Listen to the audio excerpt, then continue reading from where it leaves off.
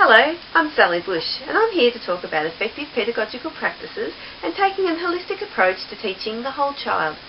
For this presentation, I'll be focusing on children in Year 6. I will begin with a discussion about pastoral care and how the well-being of children plays a crucial role in their ability to become effective learners. Next, I'll take a look at some effective teaching practices, briefly exploring learning theories and how they can be implemented into learning experiences to ensure we are teaching the whole child. Finally, we will look at the importance of classroom resources and how they can affect the learning experiences teachers are able to provide. In this new world of globalisation and technology, teachers are adapting their lessons and methods to ensure that their students find meaning, identity and purpose in life through connections to the natural world, the community and values such as peace and compassion. Grade 6 students have moved into Piaget's concrete operational stage where they can solve abstract problems and consider others as they move from a more egocentric perspective. And while technology is a wonderful way to expose children to the world around them, care must be taken to ensure they don't become victims of social media bullying, internet predators and other dangers. Pastoral care and well-being play a large role in children's learning. Issues such as low self-esteem, learning delays, problems with peers, poor diet or general health, body image, issues at home, poor problem-solving skills and stress can all interfere with children's ability to learn effectively. Students need to gain mastery of social and emotional competence to improve their well-being and perform better at school. Maslow's hierarchy of needs gives us a good starting point as to what our students need to be able to learn. So what can schools do to achieve positive student outcomes? The whole school needs to adopt an ethos of care into their values. A supportive school climate with a protective physical environment and active partnerships between the school, parents and the community can certainly provide a positive environment for students. Schools can reduce the need for reactive interventions by taking a proactive approach and introducing activities and experiences that anticipate issues children may be exposed to. The aim is to promote health and well-being, build relationships of children with teachers and peers, build resilience and enhance the overall academic care. Teachers who are successful in providing a positive environment for children are those who smile and take the time to talk to their children as individuals, letting them know they're proud of them and taking an interest in what they do.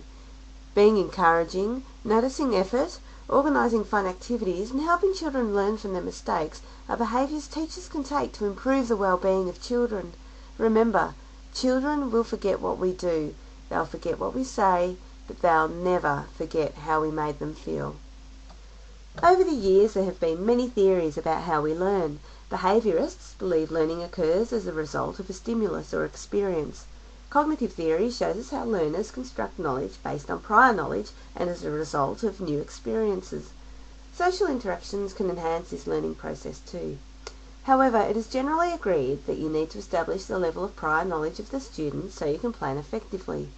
Students need to be able to assimilate or accommodate new information into their current schemas.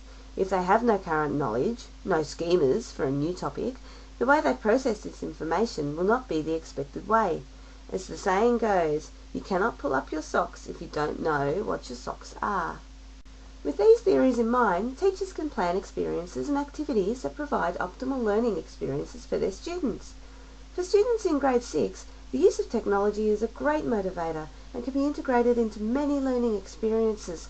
Computers can be used for research, creating video presentations and literacy and numeracy extension, just to name a few. ICT is now a general capability in the Australian curriculum and most children are growing up using them at home.